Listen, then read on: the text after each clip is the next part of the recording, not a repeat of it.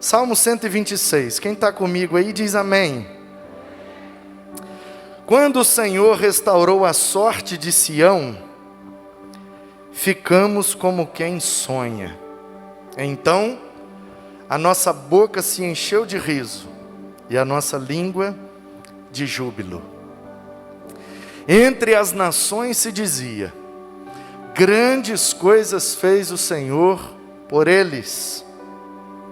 Com efeito, de fato, grandes coisas fez o Senhor por nós, pelas quais estamos alegres. Restaura, Senhor, a nossa sorte, como as torrentes no Neguebe. Os que com lágrimas semeiam, com júbilo ceifarão. E aquele que sai andando, chorando enquanto semeia, voltará com muita alegria, trazendo os frutos da sua colheita. Que Deus abençoe a sua bendita palavra. Mantenha sua Bíblia aberta aí, por favor. A gente ainda vai voltar nesses versos tão lindos e eu quero te explicar algumas coisas.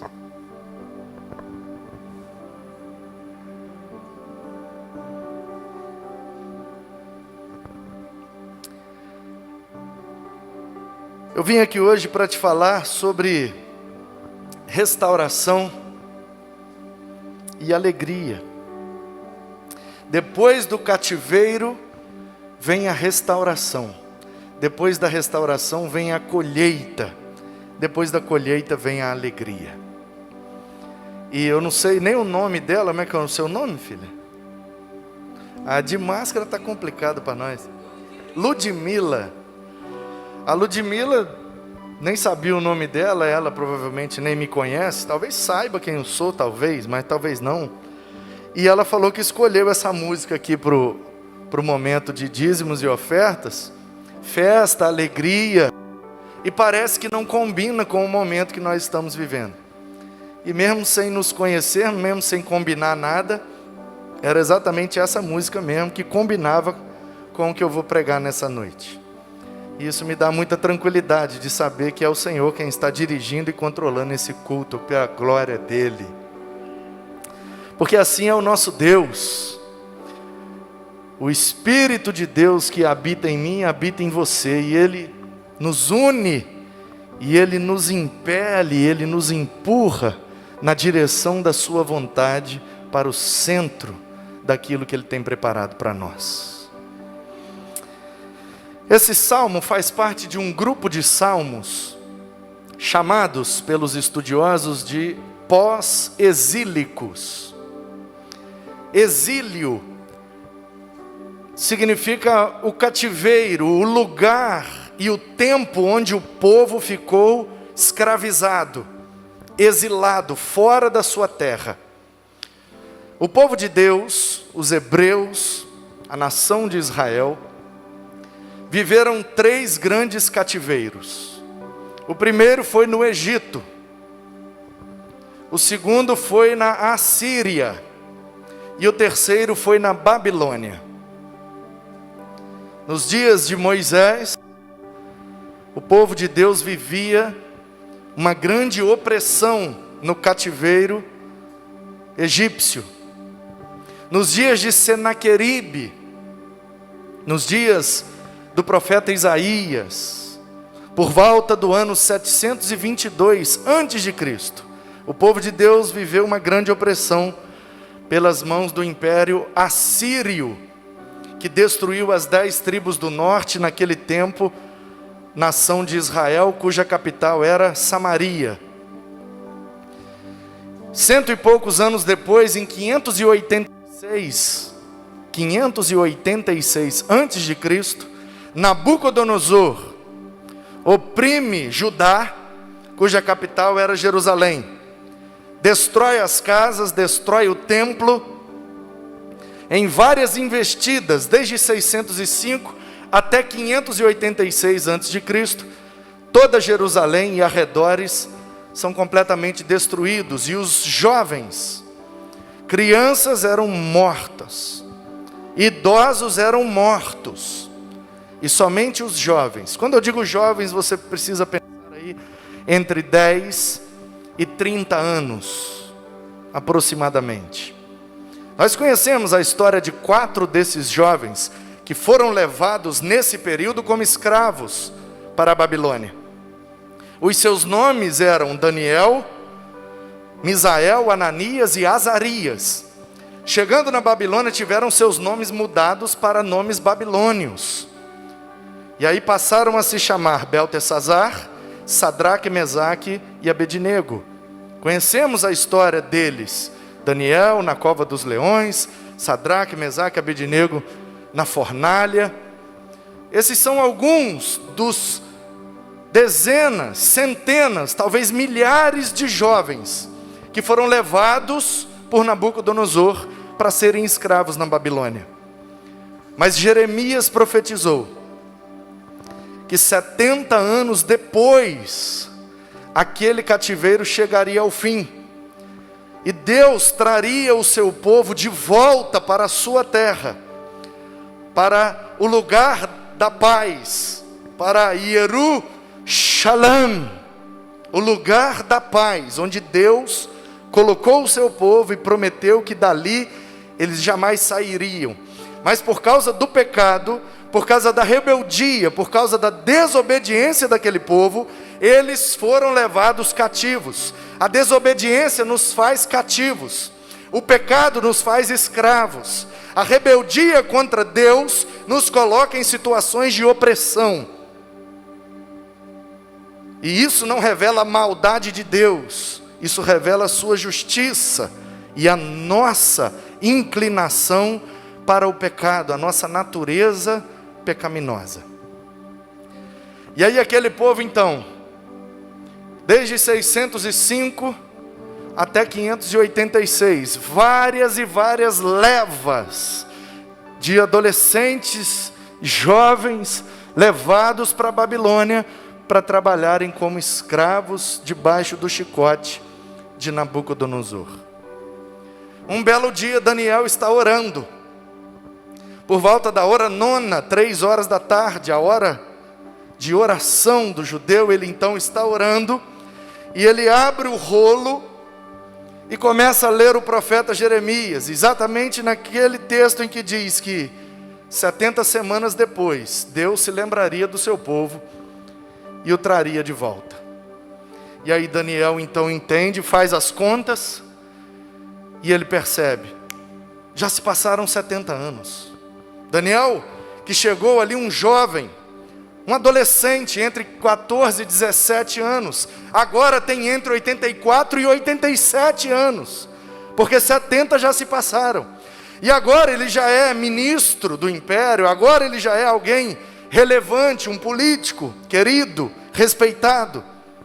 Aqueles jovens que foram para ser escravizados, alguns eram bons de trabalho, se tornaram chefes, supervisores, comerciantes, compraram terrenos, construíram casas, fizeram a vida na Babilônia, casaram-se, deram-se em casamento, agora tem toda uma vida organizada, já tem filhos, já tem netos. 70 anos se passaram.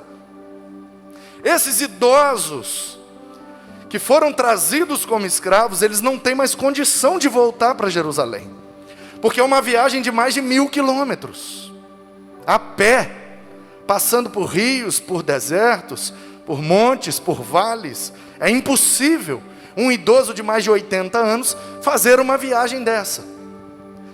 Mas os seus filhos, os seus netos, que já nasceram na Babilônia e nunca pisaram em Jerusalém, mas ouvem as histórias. Eles conhecem de ouvir falar. Eles ouvem as histórias de como Deus libertou o povo do Egito, de como Deus colocou o povo em Canaã, de como Deus, de glória em glória e de vitória em vitória, foi estabelecendo o seu povo naquela terra. E o coração deles se inflamava, e eles pensavam, então nós precisamos voltar para lá. Lá é a nossa terra, lá é a terra dos nossos pais, lá é o nosso cantinho, lá é o nosso lugar. Então eles começam a se organizar em caravanas. E um homem da tribo de Levi, crente, conhecia Deus somente pelas histórias que o seu pai contava. Mas só de ouvir falar, o seu coração queimava e ele queria voltar para Jerusalém para servir ao Senhor no templo como sacerdote. É aí então que Deus vocaciona Zorobabel. E ele se levanta como sacerdote naquele tempo, sendo da tribo de Levi, tinha direito. Então ele se levanta como sacerdote diante daquela geração que tinha ali agora entre 10 e 30 anos. Entre 10 e 30 anos, tendo nascido na Babilônia, nunca viram Jerusalém, não fazem ideia de como Jerusalém está. Mas eles têm um desejo no seu coração: voltar para a terra que Deus prometeu ao seu pai Abraão. E então Zorobabel lidera a primeira caravana e parte em rumo a Jerusalém. Chega lá e encontra o templo totalmente destruído, em ruínas, tudo quebrado, tudo destruído. Zorobabel então chora, se entristece, mas se levanta, pega as ferramentas, convoca-os e começam a restauração, a reforma daquele templo que estava todo destruído. E aí alguns voltam para trazer a notícia. E a notícia chega no ouvido de um grande escritor, um copista, que copiava textos. Esse era o emprego dele, era o trabalho dele, copista. É a impressora do mundo antigo, não tinha impressora. Como é que fazia? Na mão. Então tinha o profissional só de copiar textos. E ele copiava trechos da lei de Moisés para os hebreus. Então chega aos ouvidos dele de que o povo voltou e Zorobabel está liderando a reconstrução do templo. Ele então se levanta e fala: nós temos que ir para lá, porque eu preciso registrar essa história.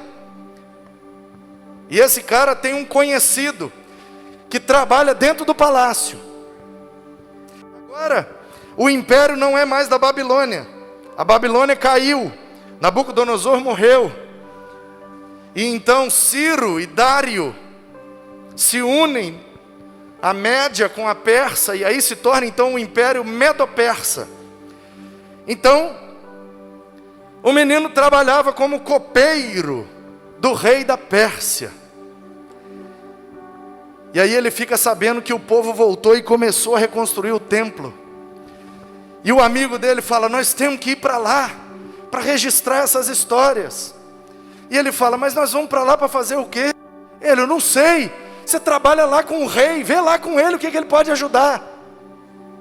E chega a notícia de que o templo está destruído, pedra sobre pedra, tudo acabado. E aí então um dia, Neemias está lá, servindo bebida ao seu rei com um semblante caído. E o rei pergunta: Neemias, você é tão alegre, você é sempre tão bem-humorado, por que você está triste? Não, eu estou triste porque chegou a notícia de que aquele povo que o Senhor liberou para voltar para Jerusalém, chegaram lá e está tudo destruído. Aqui, escravizados, chega lá, tudo destruído. E aí o rei pergunta: mas o que é que você quer? Ele fala: não, se o senhor permitir, eu queria voltar lá também. Mas lá está tudo destruído, você não prefere ficar aqui no palácio? Você está com salário em dia, aqui você come bem, dorme bem, veste bem, vai voltar para lá para reconstruir?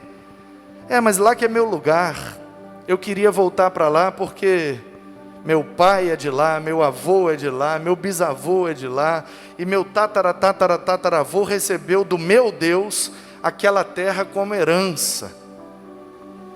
É mesmo, Neemias? O que eu posso fazer para te ajudar? Não, se o senhor quiser patrocinar a reforma do templo, a gente precisa de madeira, de pedra e de uns animais aí para carregar tudo isso. Não, você pode ir, vou te dar uma carta, por onde você passar nas províncias, você pode pedir o material, em meu nome o povo vai te dar. E aí então, A segunda viagem é de Esdras com Neemias, levando os primeiros materiais para a reforma, tanto do templo.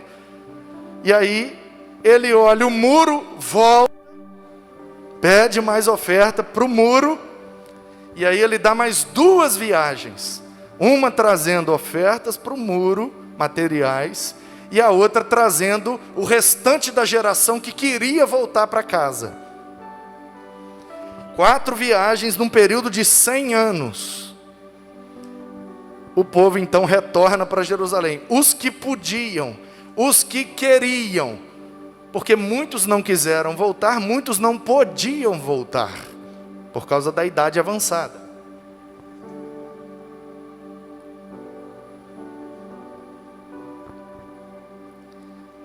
O restante, a história você conhece. O templo foi reconstruído, reinaugurado, os muros foram erguidos e a cidade de Jerusalém está lá até hoje. E os descendentes deles moram lá até hoje. Nunca mais a idolatria entrou naquele lugar. Portanto, os salmos chamados pós-exílicos são esses salmos escritos depois do período do cativeiro, depois do exílio. Nesse período em que o povo está saindo da Babilônia e voltando para casa, no caminho, ou lá em Jerusalém, ou por ocasião da reinauguração do templo, ou por ocasião de uma vitória que eles tiveram, alguns poetas compuseram alguns salmos, a maioria deles anônimos, como este que nós lemos. Então, para você entender o que está escrito aqui, você precisa descer comigo nesse ponto da história de Israel. O povo está saindo da Babilônia. O povo estava no cativeiro por culpa deles, por culpa do pecado, da desobediência e da rebeldia. E aí agora eles estão libertos. E eles estão voltando para casa. Lá em Jerusalém, a escada lá é Jerusalém. O ventilador aqui é a Babilônia. Quem está comigo diz amém. E aí, quando abrem-se os portões da Babilônia, eles pegam o deserto, um longo caminho de mais de 1000 quilômetros. E aí eles vão andando. E lá, eles chamam simbolicamente de Sião, a terra que Deus deu para eles e onde Deus manifestou a sua glória, Sião do Senhor. Um monte de Sião. Aquela região é conhecida como Sião. Então eles ouviram as histórias e tem uma expectativa no coração deles. Nós vamos voltar. O Senhor vai restaurar a nossa sorte. Sorte aqui não significa aleatoriedade das coisas. Sorte aqui significa momento de vida. O Senhor vai restaurar esse momento da nossa vida. O Senhor vai mudar a nossa história. O Senhor vai dar uma guinada para melhorar a nossa vida. Porque aqui na Babilônia está muito ruim, nós somos escravos, oprimidos.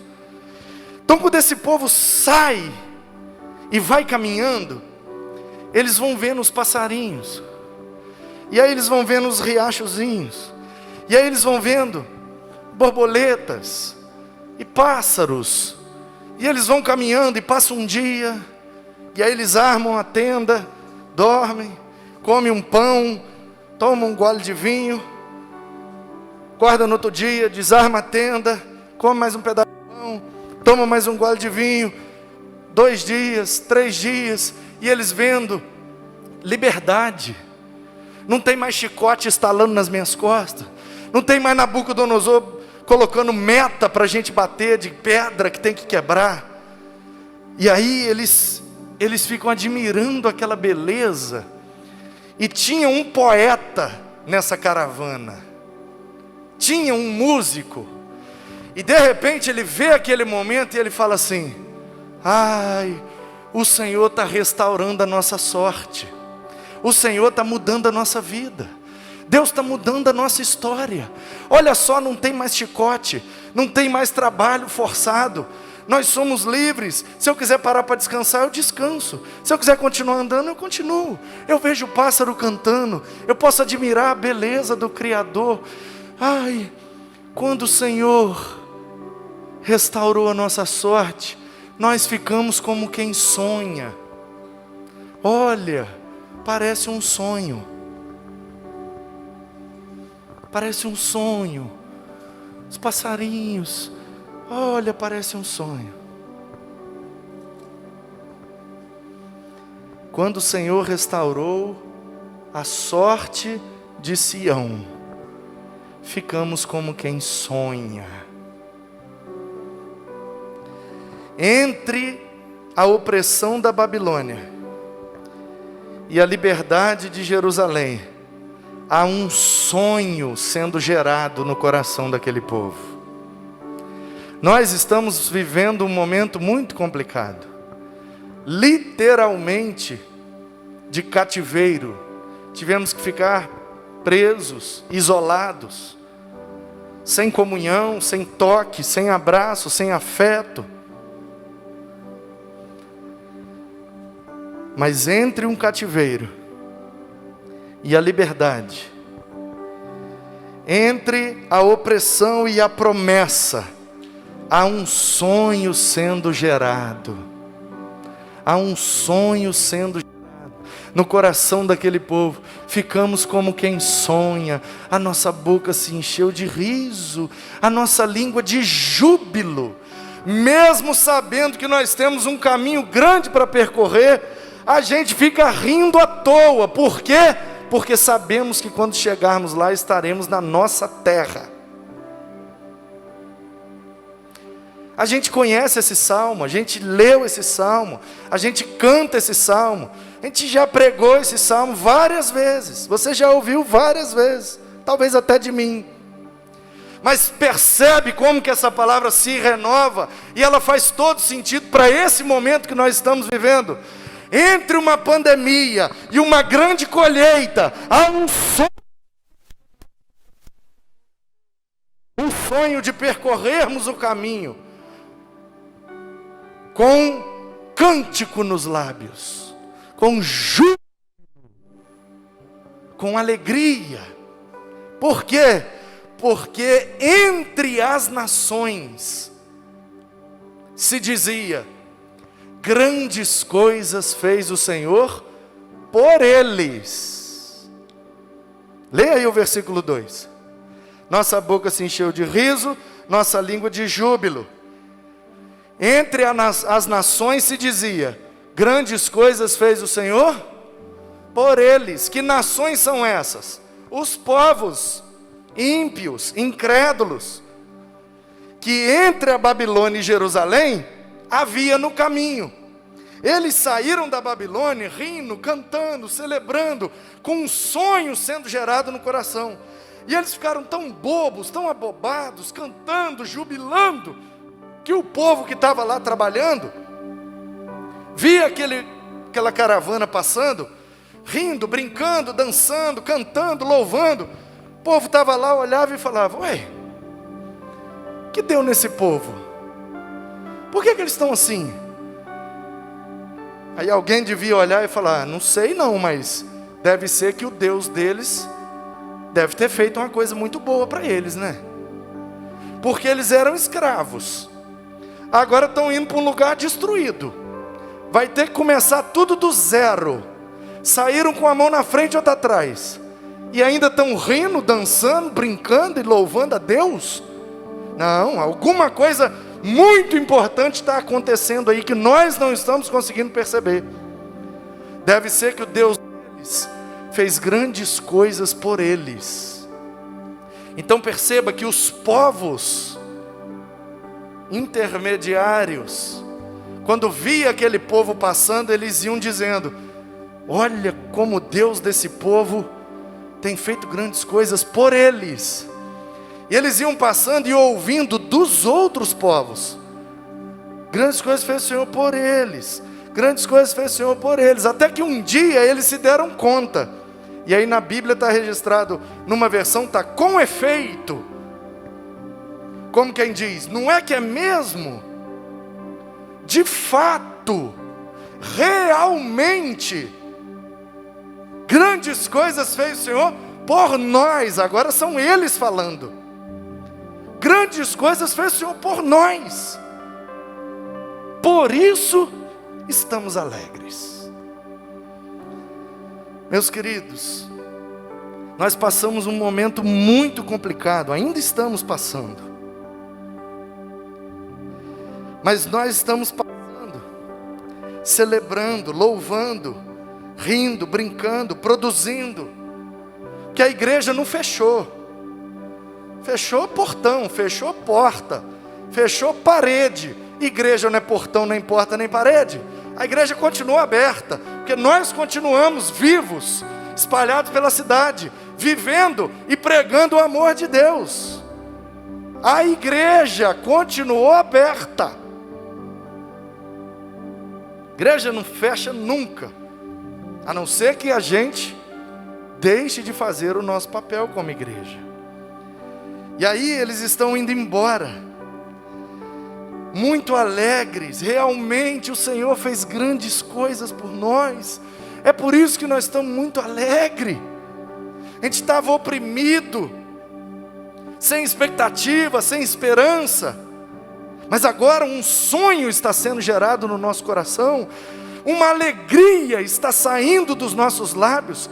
Até aqueles que não nos conhecem estão percebendo e reconhecendo que o nosso Deus tem feito grandes coisas por nós.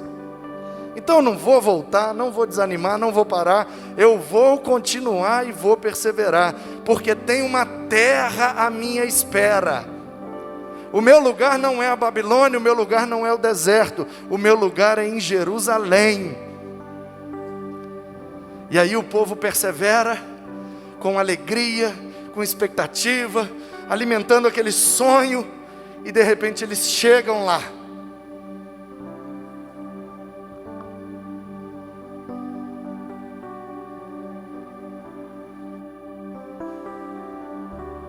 E quando chegam lá, qual é a situação que eles encontram? Tudo quebrado, tudo destruído, tudo acabado. As plantações foram todas queimadas, não tem frutos para colherem, não tem paredes erguidas para se abrigarem, não tem mais nada. E aí vem o versículo 4, esse verso lindo dessa poesia, maravilhosa e profunda. Quando eles chegam e se deparam com aquela situação caótica, deplorável, e eles percebem que eles vão ter que trabalhar muito, e vão ter que investir muito, porque tem que ter muito recurso para reformar aquilo tudo, para reconstruir aquilo tudo, para refazer aquilo tudo que está destruído. Então eles se ajoelham e fazem uma oração, e a oração é essa aí: restaura, Senhor, a nossa sorte. E com isso eles estão dizendo: Senhor Deus, nos ajude a reconstruir a nossa terra, refazer o nosso lugar, restaurar a promessa do Senhor para nós. Mas nós não temos condições nenhuma, nós não temos recursos, nós éramos escravos, nós não tínhamos poupança, nós não tínhamos FGTS, INSS, 13º, férias, a gente não tinha nada. A gente saiu com a mão na frente ou atrás, com um pouquinho de pão, um pouquinho de vinho, um pedaço de couro para armar uma tendinha. E chegamos aqui, encontramos isso tudo destruído. Nós não sabemos de onde virão os recursos, mas nós cremos que eles virão do céu. E aí eles pedem: restaura, Senhor, como as torrentes no Negueb. O que são as torrentes no Negueb? Em meio ao deserto,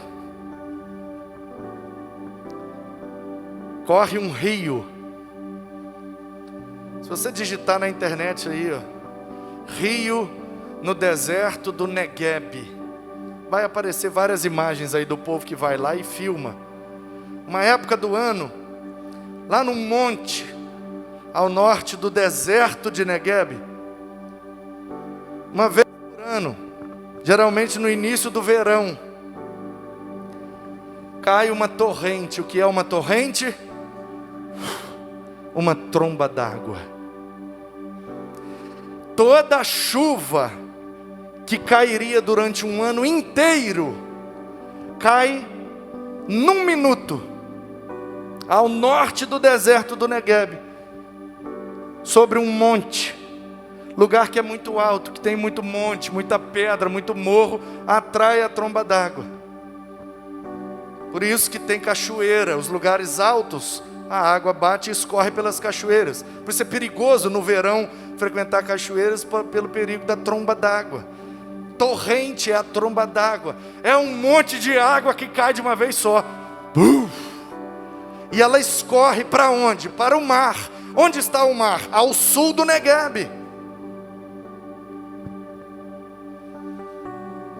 Onde hoje é o país ali da Arábia Saudita. Sul da Arábia Saudita dá no mar. Não sei se é o Oceano Índico, o que é aquilo, mas é um mar que tem ali embaixo. E como toda a água corre para o mar, aquela água escorre do monte e corta o deserto do Negueb. E forma um rio em meio ao deserto. Se for cantar mais uma aí, já sabe qual que é, né? Não sei se vocês tocam aí, mas o caminho no deserto é boa, né? Porque esse é o nosso Deus, né? Deus de promessa, Deus de vitória, que abre um caminho no deserto. Esse é quem Ele é. Então, queridos, o povo está lá em Jerusalém, pedindo a Deus que restaurasse a sorte deles, como as torrentes no Negueb. O que é que o povo está pedindo? Senhor, nós precisamos de recursos, nós precisamos de investimento, precisamos de materiais, precisamos de mão de obra, precisamos de coisas que agora nós não temos condições de pagar. Então tem que vir dos céus. Mas Senhor, a nossa situação é tão complicada, que se for só uma chuva de recursos, não vai dar conta. Tem que ser uma tromba d'água. Senhor, manda os recursos todos, de uma vez, porque é isso que a gente precisa para restaurar Sião. Eles fazem essa oração e vão para a terra semear. Por isso que o verso 5 diz: aquele que sai andando e chorando enquanto semeia, vai andando e chorando, andando e chorando, mas vai semeando.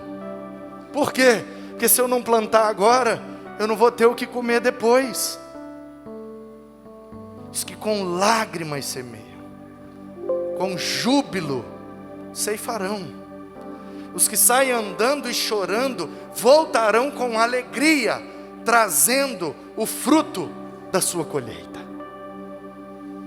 Portanto, queridos, essa é a explicação desse salmo. Lindo, lindo, lindo, lindo. E há uma verdade aqui, porque esse salmo é palavra de Deus para nós. E sendo palavra de Deus, se renova e traz um sentido novo. Talvez você já ouviu uma mensagem nesse texto, talvez até de mim mesmo. Mas nesse momento, isso faz todo sentido, porque vivemos um cativeiro, mas a nossa promessa não é de morrer no cativeiro, a nossa promessa é de caminhar para Jerusalém. Lá é o nosso lugar. Por isso nós precisamos, mesmo que seja em meio ao deserto, precisamos ter louvor nos lábios, alegria saindo da nossa boca, júbilo, muita alegria saindo de nossa alma. Por quê? Porque nós sabemos que aquele que nos prometeu é fiel para cumprir. Ele nos dará uma tromba d'água de bênçãos e de recursos para que tudo seja restaurado. Ele nos dará sementes para semear, que serão regadas com nossas lágrimas. Mas você quer saber, meu irmão? Nada é melhor para adubar uma semente do que a lágrima daquele que semeia. Sabe, queridos, Deus me trouxe aqui nessa noite para te falar só isso. Somente isto.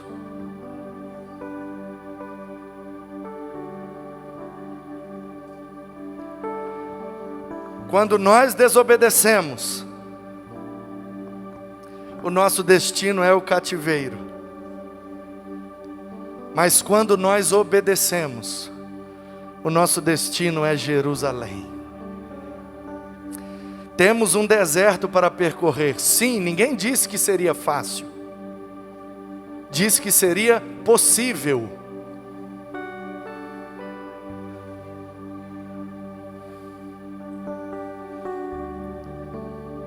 E aí, depois de um cativeiro,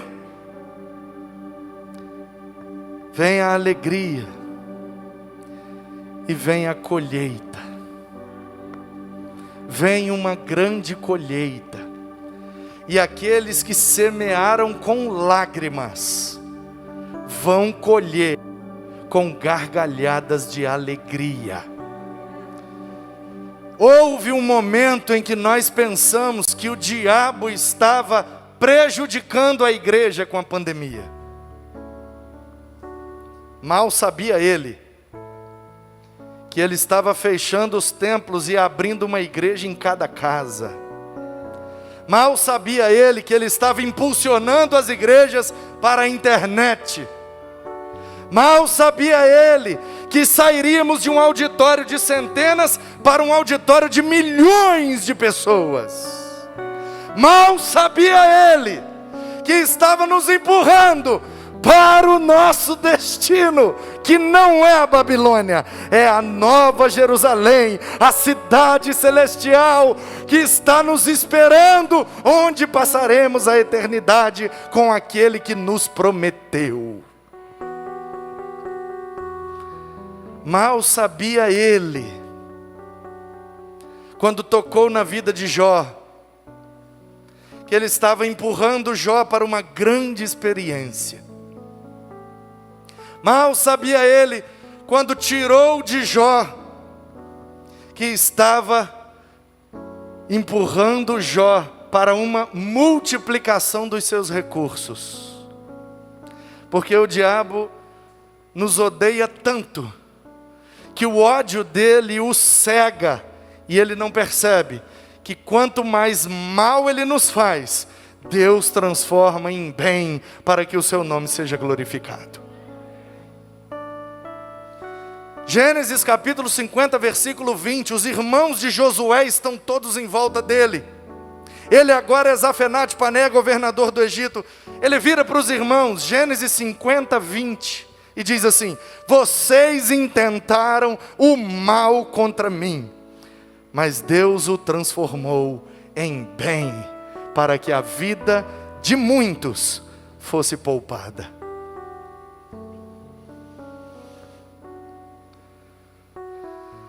A igreja parecia estar oprimida, estar cativa, impossibilitada de realizar a sua missão. Mas agora nós estamos compreendendo que depois deste cativeiro, um sonho está sendo gerado no nosso coração. Compreendendo que o Evangelho não é para ficar dentro dessas quatro paredes, mas para sair com as nossas vidas e através das nossas vidas, para alcançar milhões em todo o planeta. Deus quer te usar. Deus quer tirar você de um cativeiro colocar um sonho no seu coração, colocar um riso no seu lábio, colocar um júbilo na sua alma. Deus quer usar você para restaurar algumas coisas, para reconstruir, reformar. Deus quer usar você para semear, ainda que com lágrimas. Deus quer usar você para uma grande colheita e um tempo de festa e de alegria, porque eu creio que as igrejas vão ter mais relevância, mais poder, mais eficácia, porque todos viram que a medicina não resolve, que a ciência não resolve, que as nossas vidas estão nas mãos daquele que nos criou. Haverá fé na terra, haverá terra boa, portanto, nossa missão é semear, semear, semear, semear, porque a promessa de Deus para nós é que se estivermos em Sião, ali daremos muito fruto. Como esse povo viveu essa grande restauração depois de um cativeiro, eu creio que nós também viveremos um tempo de um grande avivamento, depois desse susto que tomamos. E a igreja será mais impactante, mais poderosa, mais eficaz, mais multiplicadora, para a glória do Senhor nosso Deus. Eu creio, esse sonho está sendo gerado no meu coração. Eu tenho um sorriso nos lábios, e eu acredito que depois dessa pandemia, seremos uma igreja que nunca fomos antes. Seremos conhecidos como o povo que mesmo em meio ao deserto, tem um sorriso nos lábios. E dirão, grandes coisas fez o Senhor por eles. Grandes coisas fez o Senhor por eles. Grandes coisas fez o Senhor por eles. E nós diremos, com efeito, grandes coisas fez o Senhor por nós. E é por isso que nós estamos alegres. Louvado seja Deus. Aleluia. Louvado seja o Deus de Israel. Aquele que abre para nós um caminho em meio ao deserto. Aquele que acende uma luz na escuridão. Esse é quem Ele é. Ele abre para nós e coloca um rio no meio do deserto. Ele abre as comportas dos céus e derrama sobre nós uma torrente de recursos, uma tromba d'água de bênçãos, para que sejamos aquilo que Ele preparou para sermos nesse tempo e nessa geração. Não morreremos na Babilônia, iremos rumo a Jerusalém celestial. Todo o povo, de toda tribo, toda raça, toda língua e toda nação, iremos cumprir a nossa missão, porque breve o nosso Senhor vem nos buscar, e estaremos com Ele por toda a eternidade, lá onde Ele está no seu trono, onde os anciãos se prostram, onde os anjos se curvam, onde os 4 seres viventes se levantam diante dEle. Ele é quem abre. Ele está aqui nesta noite e nós o adoramos.